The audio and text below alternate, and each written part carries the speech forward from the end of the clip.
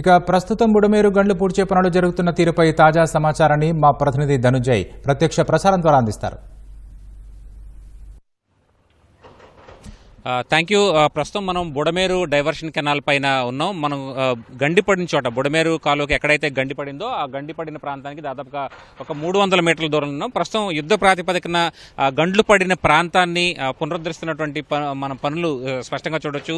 ప్రొక్లైనర్లు భారీ లారీల సాయంతో ఈ గండ్లు పడిన ప్రాంతాన్ని పూడుస్తున్నారు. ప్రస్తుతం ఎడమ కాలువ బుడమేరు డైవర్షన్ కెనాల్ కి సంబంధించి ఎడమ వైపు గట్టుకి పడినటువంటి గండ్లు వల్లనే దిగువ ఉన్నటువంటి విజయవాడ ప్రాంతం అంతా నీట ముందు ముడిగిందని చెప్పాలి. దాదాపుగా 35,000 క్యూసెక్కులకు పైగా నీరు ఈ గండ్ల ద్వారానే దిగువ ప్రాంతానికి పల్లపు ప్రాంతమైనటువంటి గొల్లపూడి, భవానీపురం, అలాగే మిల్క్ ప్రాజెక్టు, చిట్టినగర్, ఇక అజిత్ సింగ్ నగర్ తదితర ప్రాంతాలన్నిటికీ ప్రవహించింది. ప్రస్తుతం మనం చూస్తే కనుక బుడమేరు డైవర్షన్ కెనాల్ గండిపడినటువంటి 3 గంటలు పడినటువంటి ప్రధాన గంటలు పడినటువంటి ప్రాంతంతో పాటు దిగువ ఉన్నటువంటి ప్రాంతం అంతా చూస్తే కనుక ఆ కొండలు కనిపిస్తున్నటువంటి ప్రాంతం అంతా కూడా భవానీపురం, అలాగే చిట్టినగర్, కొత్తూరు, తాడేపల్లి తదితర ప్రాంతాలన్నీ కూడా దిగువ వరకు చూస్తే కనుక నిడమానూరు వరకు ఈ ప్రవాహం ఇలాగే కొనసాగింది. దిగువ ఉన్నటువంటి ప్రాంతం అంతా కూడా అజిత్ సింగ్ నగర్ తో పాటు దిగువన వ్యాంబే కాలనీ, వైఎస్ఆర్ కాలనీ తదితర ప్రాంతాల నిడమానూరు వరకు కూడా ఈ బుడమేరు తాలూకు ప్రవాహం ఉధృతి అయితే కొనసాగింది. ప్రస్తుతం ఈ బుడమేరులో ఇప్పటికిప్పుడు చూస్తే కనుక దాదాపుగా 7,000 క్యూసెక్కుల వరద నీరు ప్రవహిస్తున్నట్టుగా అధికారులు చెబుతూ ఉన్నారు. అయితే నదిలోకి ప్రస్తుతం బుడమేరు డైవర్షన్ కెనాల్ ద్వారా నదిలోకి రైట్ మెయిన్ కెనాల్ ఇబ్రహీంపట్నం వద్ద పవిత్ర సంగమం దగ్గర ఒక 3,000 క్యూసెక్కుల నీరు, 3 నుంచి 3,500 క్యూసెక్కుల నీరు ఇటు పారుతోంది. అలాగే దిగువకు మాత్రం గండ్లు పడిన ప్రాంతం నుంచి మాత్రం ఒక 3,000 క్యూసెక్కుల నీరు దిగువకు వస్తూ ఉంది. దీంతో వరద ప్రవాహం అయితే దిగువ ప్రాంతానికి ఇంకా తగ్గని పరిస్థితి. అయితే చాలా ప్రాంతాల్లో చూస్తే కనుక విజయవాడ దిగువ పల్లపు ప్రాంతాలన్నీ చోట కబేళ తదితర ప్రాంతాలన్నీ కూడా వరద ఉధృతి తగ్గినప్పటికీ కూడా అయితే పల్లపు ప్రాంతాల్లో ఉన్నటువంటి నీరు మాత్రం అలాగే నిలిచింది యథాతథంగా. ఎందుకంటే ఈ ప్రాంతం పూర్తిగా 3వ గండి పూడ్చేంత వరకు కూడా ఈ నీరు ప్రవహిస్తూనే ఉంటుంది. అయితే రేపు మధ్యాహ్నానికి ఈ గండి పూర్తిగా పూడ్చివేత కుదురుతుందని, సాధ్యమవుతుందని చెప్పి కూడా అధికారులు చెప్తున్నారు. ప్రస్తుతం యుద్ధ ప్రాతిపదికన పనులు జరుగుతున్నప్పటికీ కూడా ఈ 3 గంటలు పూర్తిస్థాయిలో పూడ్చేందుకు మాత్రం రేపు మధ్యాహ్నం వరకు కూడా సమయం పట్టే అవకాశం ఉంది. అయితే ప్రస్తుతం ఈ ఉధృతి అయితే గణనీయంగా తగ్గింది. ఇటు ప్రకాశం బ్యారేజీ దగ్గర కూడా పూర్తిగా ఉధృతి అయితే తగ్గింది. ప్రస్తుతం 1,47,000 క్యూసెక్కుల నీరు ప్రకాశం బ్యారేజీ నుంచి దిగువకు వెళ్తోంది. ప్రస్తుతం ఆ ప్రకాశం బ్యారేజీకి సంబంధించినటువంటి గేటు పునరుద్ధరణ పనులు, ఆ వెయిట్ సంబంధించినటువంటి పునరుద్ధరణ పనులు కూడా కన్నయ్య నాయుడు పర్యవేక్షణలో జరుగుతూ ఉన్నాయి. అయితే ఇక ఈ దిగువ ప్రవాహానికి సంబంధించి, దిగువలో ఉన్నటువంటి ప్రవాహానికి సంబంధించి బుడమేరుకి సంబంధించినటువంటి దిగువ ప్రాంతాలు ఏదైతే డిశ్చార్జ్ ఏదైతే ఉంటుందో ఆ ప్రాంతాన్ని కూడా ముఖ్యమంత్రి స్వయంగా పరిశీలించారు. డిశ్చార్జ్ వేగంగా ఈ ప్రాంతం పల్లపు ప్రాంతం నుంచి బుడమేరు కెనాల్ ద్వారా, అలాగే ఏలూరు కెనాల్ ద్వారా దిగువ ప్రాంతానికి వెళ్లేందుకు ఉన్నటువంటి అవకాశాలన్నీ కూడా ముఖ్యమంత్రి స్వయంగా పరిశీలించారు. ప్రస్తుతం ఆ డిశ్చార్జ్ కి సంబంధించినటువంటి పనులు కూడా రాష్ట్ర ప్రభుత్వం మొదలుపెట్టే అవకాశం ఉంటుంది.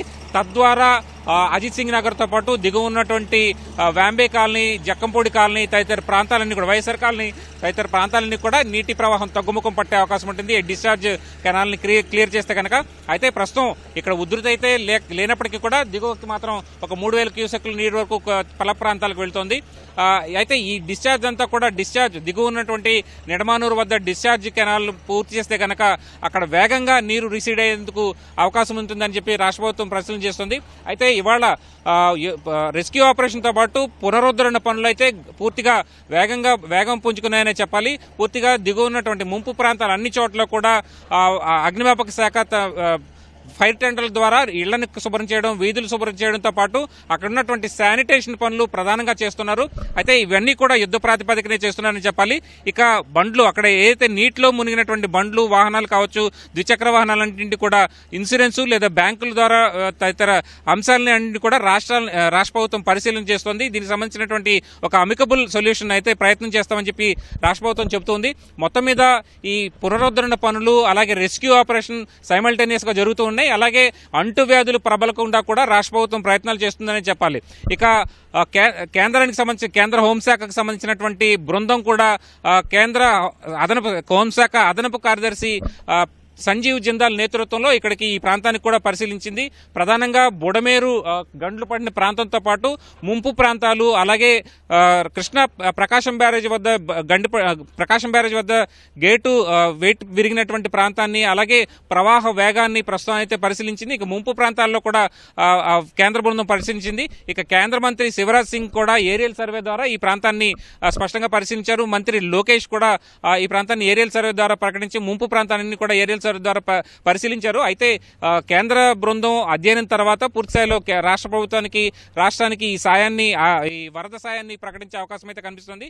మొత్తం మీద రాష్ట్ర వ్యాప్తంగా చూసుకుంటే కనుక దాదాపుగా 4000 కిలోమీటర్ల మేర రహదారులు కూడా ఈ వర్షాల కారణంగా దెబ్బతిన్నాయని చెప్పి రాష్ట్ర ప్రభుత్వం చెప్తుంది.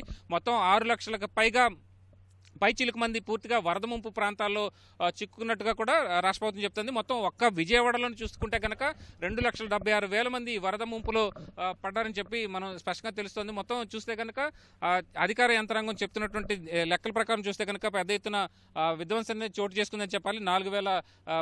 దాదాపుగా 1,76,000 హెక్టార్ల ప్రాంతంలో కూడా వ్యవసాయ పంట నీట మునిగినటువంటి పరిస్థితి, అలాగే ఉద్యాన పంటలు కూడా పెద్ద ఎత్తున దెబ్బతిన్నటువంటి పరిస్థితి. ప్రస్తుతం చూస్తే కనుక ఈ బుడమేరు ఉధృతి అయితే క్రమంగా తగ్గుముఖం పట్టింది. అయితే ఎగువన ఏమాత్రం ప్రస్తుతం వర్షపాతం లేనందున ఇంకా ఈ వరద ప్రవాహం అయితే దిగువకు వచ్చే అవకాశం ఉంది. వరద ప్రవాహం తగ్గే అవకాశం ఉంది.